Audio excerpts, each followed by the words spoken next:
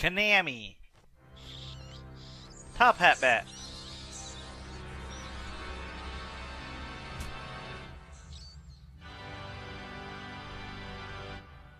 Mercury Stream, actually. Climax. Although Top Hat Bat's a pretty great name for a company. So, hey everybody, it's me, Ian, here with Castlevania Lords of Shadows Ultimate Edition. That is the one with all the DLC. And I'm playing this on my PC. So, legit game, legit PC, owned everything, playing this. In the last leg of the Blue Wizard project and my personal playthroughs of sorry. Every Castlevania game except for the fighting one. Sorry about that. Sound kind of kicked in and out. Anyway, so for those of you who don't know, the Lords of Shadow series is actually a alternate storyline to the Castlevania story. This game. So there we go, Lords of Shadow. I've already done all this configuration and everything. I've had to do a few tests to get this game to actually record and not look like complete ass. So, unfortunately, I can't record it at the best. I'm not able to record at 1080p. Fucking big dick, awesome graphics looking. I'm running it like that, so it looks gorgeous on my screen, but it can't record that well. So I'm in chapter 1. I did a little bit just to get the recordings down and to test out stuff. As you can see, I'm in chapter 1. There are many chapters in this game. 1, 2, 3, 4, 5, 6, 7, 8, 9, 10, 11, 12, 13, 14 chapters. They take us all around what looks like a big island, which is weird because it's supposed to be Europe. I mean, I would think it'd be Europe, but why is it an island? I don't know. Maybe just nothing else matters outside of this place. But we're gonna do a lot of traveling here. Yeah, see, I did these 2 levels just to do some tests. I'll be playing on normal, just to get through the game a little easier. I have actually 100% of this game on Xbox 360 back when it came out, which is getting all the items, doing all the trials, beating it on the hardest setting, all that stuff. But let's get into it. So this game has a lot of voice acting, and some pretty fucking, like, epic sounding music. Alright, so let's do this. A storm is coming. Mankind faces ruin and despair. The world is changing, yet hope remains in the hearts of the people. We go about our daily lives never knowing the forces that can change our destinies forever. We are oblivious, ignorant like sheep to the slaughter. This night, in the year of our Lord 1047, marks the beginning of our journey together. A journey into darkness, into madness. I watch him from the shadows. Is he the one? He has come far already, but he will be tested, tested to the very limits of human endurance and beyond. This night he rides looking for the old gods, armed with an amulet that has led him here. Tonight he will begin his journey into oblivion.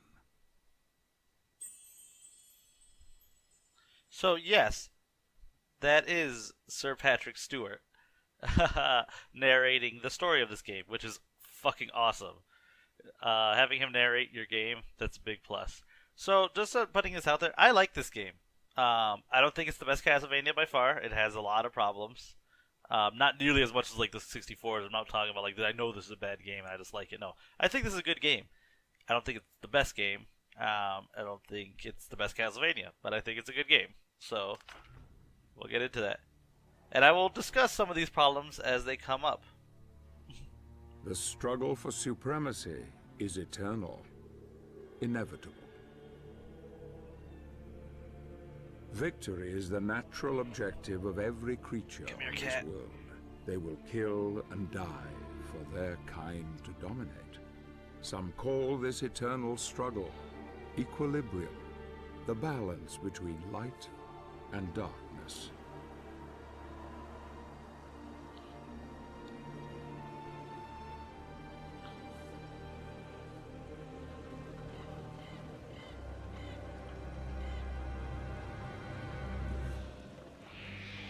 These are dark times, times without hope. Men of faith claim that this is a test from God to strengthen our spirit.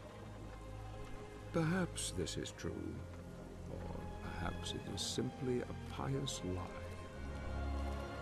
If it is true, darkness has come to engulf once proud humanity, and we are witnessing the end of mankind.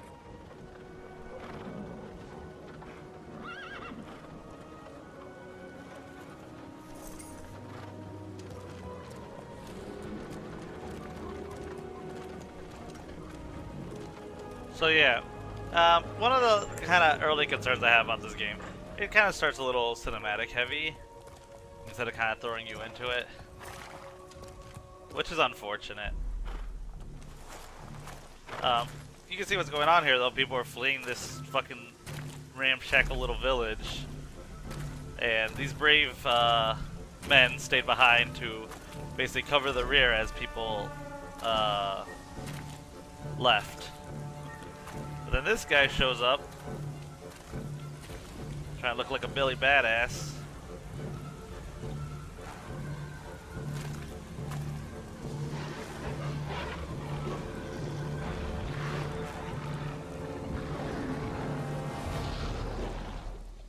And we have a bunch of fucking angry puppers.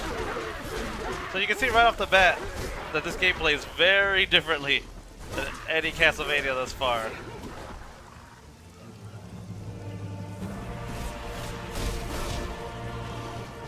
Although, see, I do like that this throws us right into the fighting. I don't like that it doesn't throw us into the, like, adventuring part. Like, the first level is just fighting. I mean, I know why they did it. It's to get you used to the game's combat, because it's very different than previous Castlevania games. Like, what the fuck is that? So this is our protagonist, Gabriel Belmont. I really like Gabriel's design a lot. I think he looks fucking awesome, and I think the weapon he uses is also fucking awesome. Oh, sucks to suck, bro. Not me though, I'm gonna fucking... Yeah, so... Get the fuck off. So those ones, when enemies shine like that, with the little light, those are unblockable. Yeah, you have a block button. I'm healing right there. You guys take. Hold him back. I throw a knife at him. Yeah, so those ones are unblockable. See, you can block. Whoop. Dodge. And this game has perfect blocks if you parry right when the enemy hits you. See? You do a fuck ton of damage to them.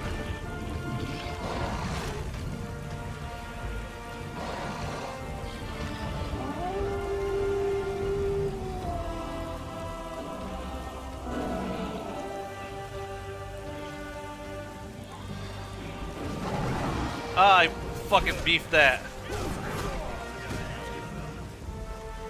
So I gotta hurt him again. That should do it though.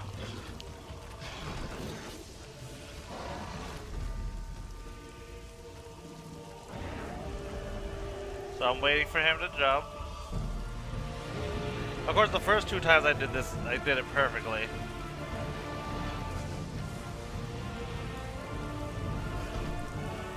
Oh, okay. I thought, man, how come when I'm recording I fucking ruined this? When I'm testing, I did it perfect.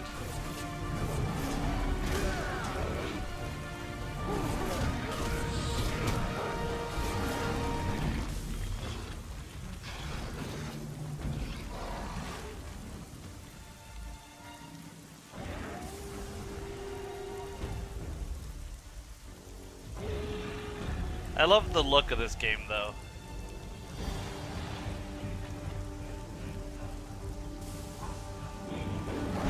There we go. It has a really gritty, kind of gothic, horror-y look at a lot of parts, which is perfect. Also, down, boy. Down, idiot.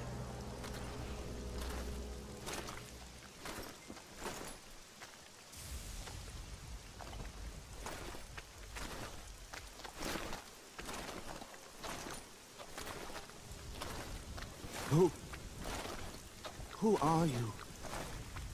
I am Gabriel. I have traveled here seeking the Guardian of the Lake. You are from the Order? They sent you? How do I find him? He will find you. In the forest.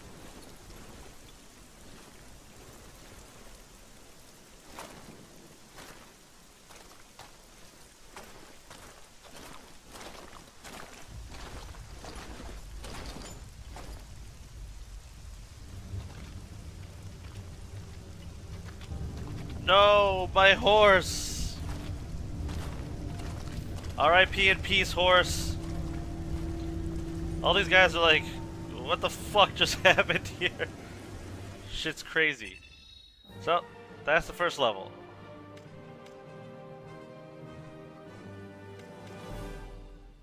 Alright, so, yeah, this game, you get a lot of attacks. You know, a lot of skills. I'm gonna show off some of them.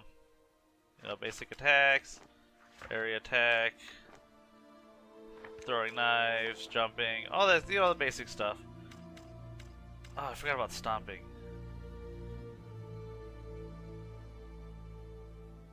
Yeah, okay. Grab and interact, experience, okay. Secondary, I have throwing daggers, dagger wave. Press and hold the B button to throw multiple daggers at one time. Ooh. Actually, I'm gonna buy that. So you get XP and you use XP to buy skills. XP doesn't give you more health or damage or anything like that. It gives you access to skills. So like I have this one.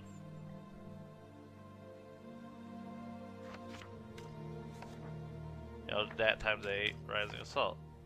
It's a pretty simple. This is the first one that's really a kind of thing. I love the little animations though. They're so good. Guillotine, this is one I like.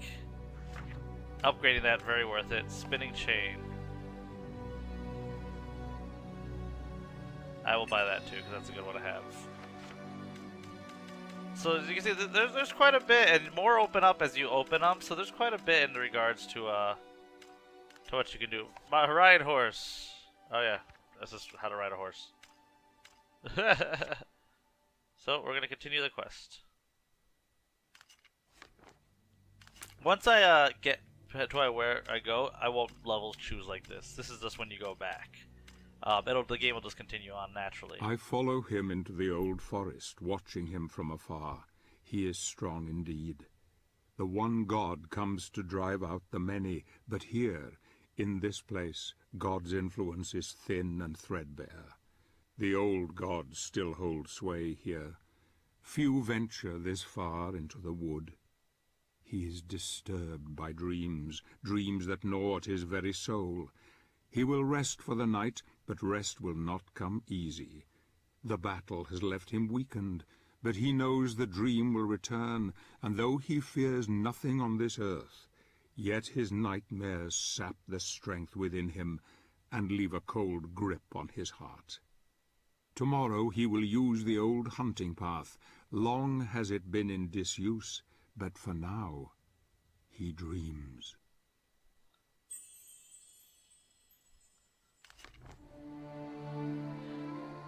So like I said, this level really kind of emphasizes it. What motivates a man to confront the challenges that most of us would run from?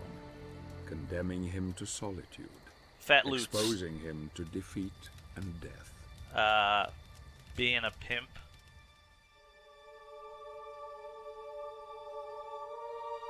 The answer is love. A force so powerful that all reason becomes blind to it, blind to all things, even the truth. Yeah, we are stupid creatures, and when we love someone, we will do stupid things. Loss of love can make a man desperate. Desperate enough to do anything to bury the truth, to hide from its pain. Like, try to 1v a million all the evil in the world.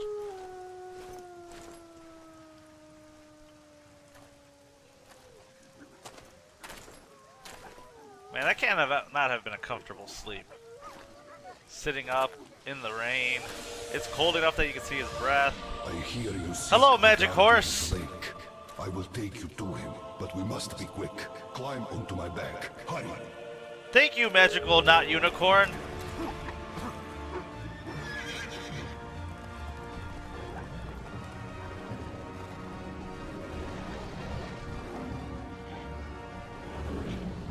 So this is a really cool sequence that I think happens too early, because you go from a level where you're just fighting and nothing else really, to a level where you are just riding and fighting.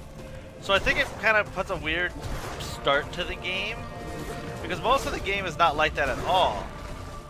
Majority of the game isn't. And so but like starting off with a fight level and then a non-controlled level like this, you're like, okay, is this the kind of game I'm playing where it's just attacking and then random QTEs? Fuck off! It's my dog now.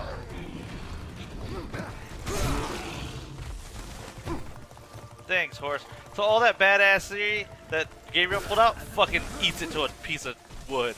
What an idiot. Fucking dumbass.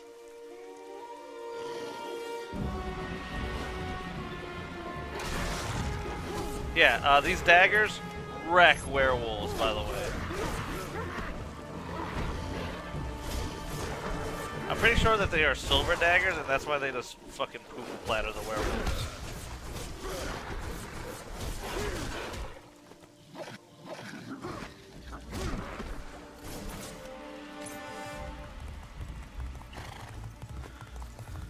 Yeah, let's get the fuck out of here. Good thing I had that one dagger on me. There it goes.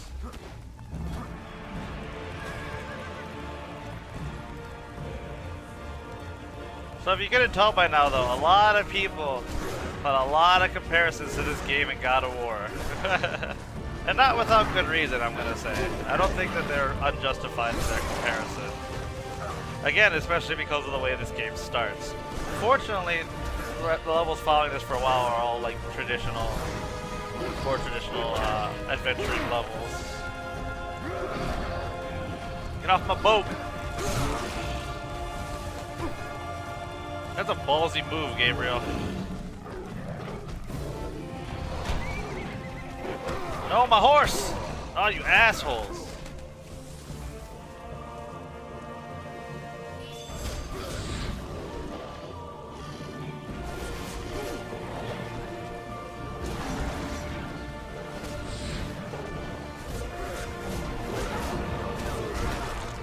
Oh, dick. Yeah, you use this and you just rickety wreck the normal werewolves. Whoop. See? I just gotta deal with this guy.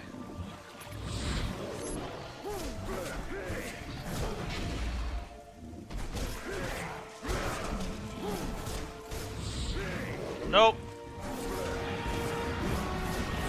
And this is a thing you'll learn with a bunch of enemies in the game, is to pay attention to their tells.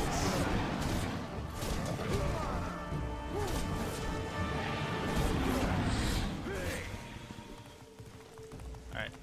Thanks, horsey.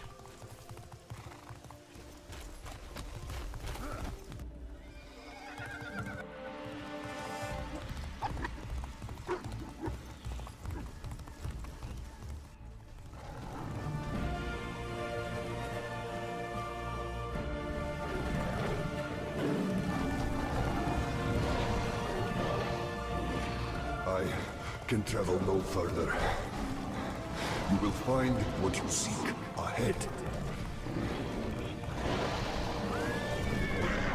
Haha, fucking idiots. You're all dumb.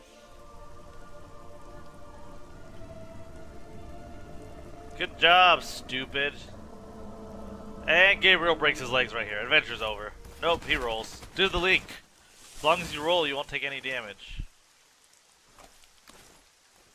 I do like that a lot of this game takes place during the day. It's not all at night.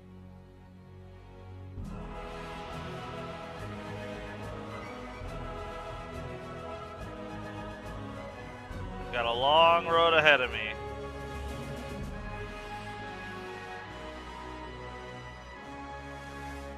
To Shitbog. Alright, and I finished that trial too. I don't really care about doing the trials, you don't get shit for doing them. Do I have it? Can I get any more skills? Are you just telling me how to block? Oh, okay. I don't care.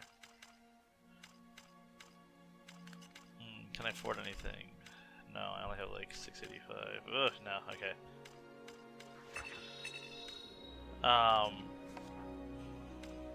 The Dead Bog. Alone again, with only his thoughts as company, he continues on his journey to find the one he seeks. Who or what was that strange creature? There is a power here that few know, a power that could have some influence on events. Perhaps the Guardian of the Lake is aware of him now and offers aid in his quest. There is just the small matter of the Dead Bog to overcome, a place that has claimed the lives of many of the Brotherhood. The smell of death is strong here, and danger lies around every corner, but nothing will stop him. Nothing will stand in his way. Nothing will stand in his way. Alright. And here we go. Actually, into like game proper. I'm pretty hurt though. Alright, let's do this, Gabriel. Let's cool man walk. Nah, let's go. Good time for that shit. Hello. Hey, he had a note on him. So you can bring this up. That's my inventory. My skills. Oh yeah, this will tell you about stuff. These daggers have been balanced to throw with extraordinary precision. They are made of silver and have small bones of saints hidden in their grips. Both characters give this weapon destructive power against supernatural beings, especially those who are descendants of the lycanthrope Dark Lord. So okay, so they have little bone and silver. While most of the Brotherhood utilizes more conventional armaments, Gabriel has been gifted with the Combat Cross, a heavy iron crucifix which hides a retractable chain inside. The crossbody is one of the first relics the Brotherhood acquired centuries ago. Its full origin is unclear, but it is rumored to have been forged from the nails used to crucify martyrs.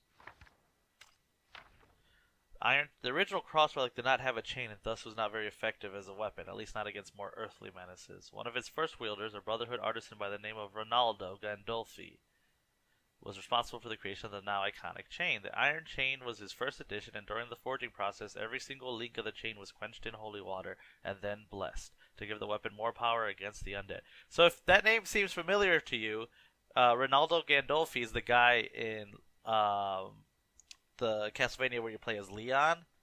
Oh man, what is that Castlevania? I can't believe I cannot remember this Castlevania right now. I feel like a big old stupid. Lament of Innocence. He's the guy who gives Gabriel or Leon the vampire killer whip, the alchemy whip or whatever. So, yep. Like I said, it's a different timeline, but there's a lot of callbacks. So obviously we have Gabriel, our main character. As an infant, he was found abandoned at the door of one of the Brotherhood of Light Covenants. It's not known who his original parents were. Some suspect that he was the unwanted bastard of a local wealthy landowner, most likely from the Conquest family. I don't know if that's a U or V, though it has never been proved. The Order named the boy after the blessed Archangel Gabriel and raised him as one of his own. A precocious child, he quickly proved to be extremely talented, developing an unprecedented mastery of the fighting arts. Gabriel took the surname of Belmont from his love of the mountains and the high places of the world. If you don't know, Belmont is French for like beautiful mountain or beautiful hill. Prone to dark moods and occasional ambivalence, Gabriel was deeply affected by the death of his childhood sweetheart, Marie. He has embarked on his quest at the request of the elders of the Brotherhood and has a burning desire for revenge. Marie. Marie, the youngest daughter of a rich merchant family, was always attracted by the courageous nature of the Brotherhood of Light. Curious and lively, she often escaped her duties at home in order to help the monks, baking and cleaning for them. During one of these visits, she became acquainted with the boy that would later become her husband, an orphan by the name of Gabriel. The two youngsters were made for each other. They grew up together and made promises for the future. These promises were kept when one idyllic morning, with the blessing of both her family and the Brotherhood, the couple was married. Marie provided a good counterpoint to Gabriel's dark moods, and often just her laughter was enough to blow away the gathering storm within him. Now Marie has been tragically murdered, and Gabriel seeks revenge. So there's our story. There's your backstory. His wife died. He's trying to figure out why. Probably these assholes. The humans that have been poisoned with infectious disease known as the werewolf influenza. What? I don't think that's what influenza can do. Which is transmitted in most cases by the bite of another lycanthrope. There's an old saying that goes like this: if you're bitten by a lichen, better to let it gnaw. And like most proverbs, it's probably true. Once infected with the disease, the transformation process can be completed in only a few minutes, after which the victim's mind will have been replaced with the savage instincts of a ruthless predator. So you can see it gives you hints as to what they're weak against. 3 skulls to the dagger, really, really weak. Great Warg, principal strength of large lycanthrope waiting parties. Some of them are blessed by the Dark Lord himself, which gives them new powers, such as improved strength and wound regeneration. Due to the nature of this blessing, these powers are heightened by a full moon. Warg. Little is known about these fierce wolf-like beasts, except they appeared soon after the coming of the lycanthrope Dark Lord. Despite their wild looks, wargs are fairly intelligent creatures capable of being tamed by lesser lycanthropes, who ride them in battle. They're ferocious creatures that attack opponents with razor-sharp claws. Goblin. This is something here that I'll run to in a minute.